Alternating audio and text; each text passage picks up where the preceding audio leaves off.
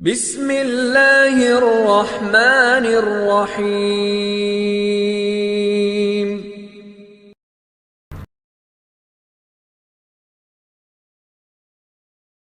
آج تک تو لوگوں نے اہل سنت کو سنا ہی نہیں، حقیقت یہ ہے اہل سنت کو سنا ہی نہیں ہے۔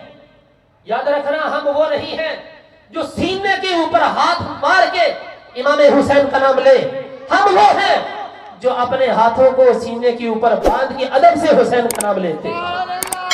ہم وہ ہیں، ہمارے خلیل کے اندر یہ بات شامل ہے، ہم جس ہستی کو بھی مانتے ہیں حضور کی وجہ سے مانتے ہیں اور پھر ادب سے مانتے ہیں، ادب سے مانتے ہیں۔ مولا علی کرم اللہ تعالی وجہہ الکریم فرماتے ہیں، یہ میرا بیٹا حسن، آج کل ایک اور بھی ٹرینڈ ہے جی، لوگ امام حسن کا نام ہی لیندے، صرف امام حسین کا نام لینا جی، امام حسن کا نام نہیں لینا، ان کی اپنی دشمنی ہوگی، ہماری کوئی دشمنی نہیں ہے۔ یاد رکھنا، امام حسین سے مرتبہ بلند ہے امام حسن کا۔ کیوں بلند ہے؟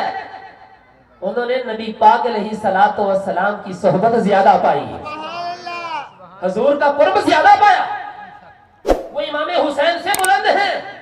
اور میرے سرکار نے فرمایا ہے، انا سلم لمن سالمتم وانا حرب لمن حاربتم، فرمایا میرے اہل بیت، یاد رکھنا تمہاری جس کے ساتھ سلو ہے محمد عربی کی اس کے ساتھ سلو، اور تمہاری جس کے ساتھ جنگ ہے محمد عربی کی اس کے ساتھ جنگ ہے۔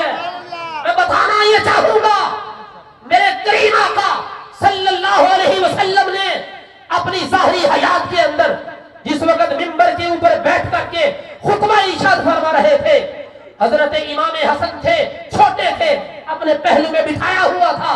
میرے حضور کبھی عوام کی طرف دیکھتے ہیں، کبھی اپنے شہزادے کی طرف دیکھتے ہیں، لوگ دیکھ رہے تھے کہ آج حضور کا انداز گفتگو ایسا کیوں ہے۔